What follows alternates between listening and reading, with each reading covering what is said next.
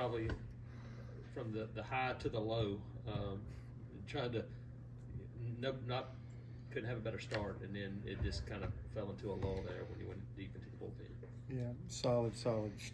Tommy Vale I think it started in the top of the first. I know we scored 11 runs, but just coming out and filling up the strike zone, I don't know what that was in the first, but the last 5 pitches, I mean, that's what we need. And that was excellent. And then our offense just went to work. Our guys are passing it down. That's a week plus now, just playing great baseball. And you know, the ball's not always going to fall. Sometimes you can hit a ball hard right to a glove somewhere, but they're just absolutely evaluating the strike zone very well.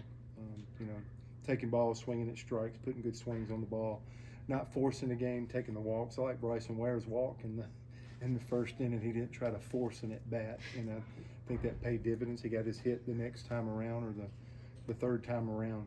But everybody's just swinging the bat. Kirby McMurray gets another one, but just top to bottom, our lineup's just doing a nice job. And then I thought Trevor Horn did a nice job. We're trying to let all the kids play, which got us in trouble tonight. But I thought Horn did a nice job. That was the first hit of the game, I think, in the fifth, a home run.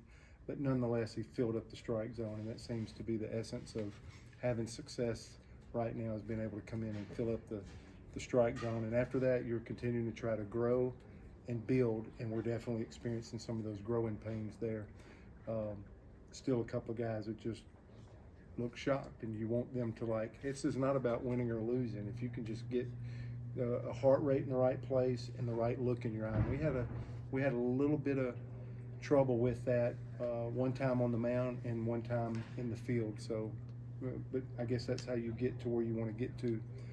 We definitely wanted to give Armstrong and Cannon a rest, but we're getting pretty close to having to use those guys in a ball game when you're trying to get them ready for the weekend. But Vale, number one, the entire lineup, I give a ton of credit to. Ryan Dow did another nice job catching, playing.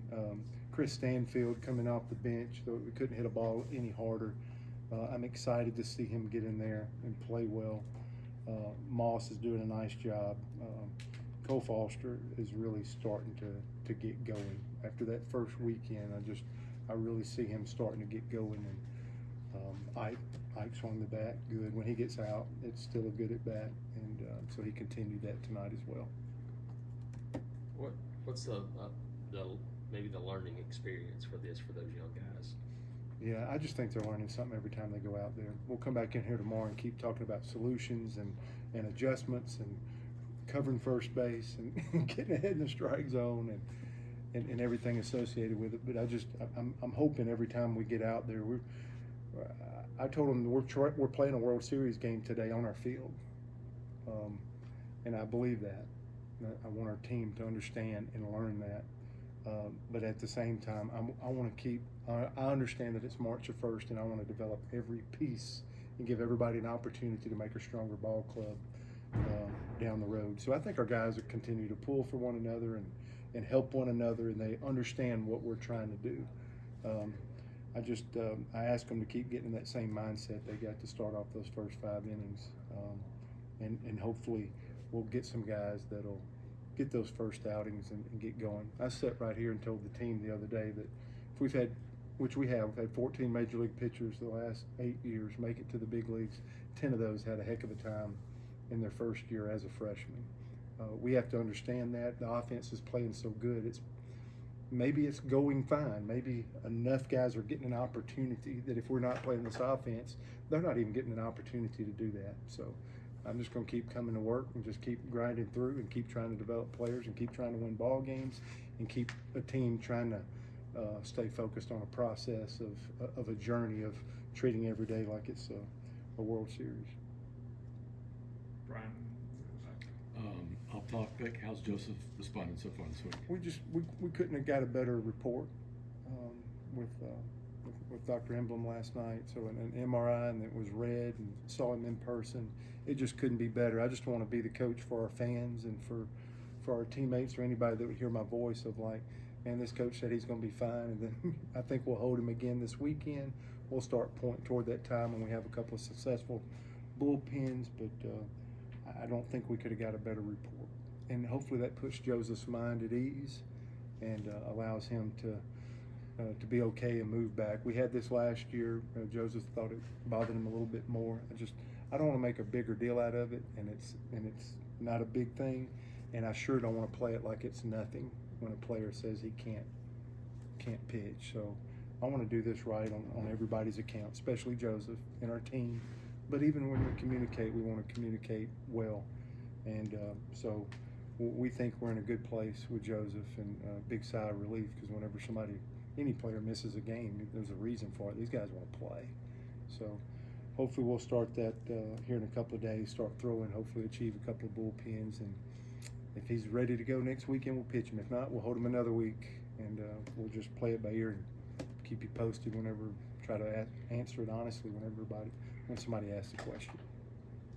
Yeah, Coach Thompson, so you talked about the young guys having a lot of success, a lot of promise, and Justin Kirby sitting in the back room as a grad student. He's always in the front of the dugout, always standing at the front step talking to the younger guys. So how much of the younger guys' success do you attribute to your older guys like Justin Kirby talking to them?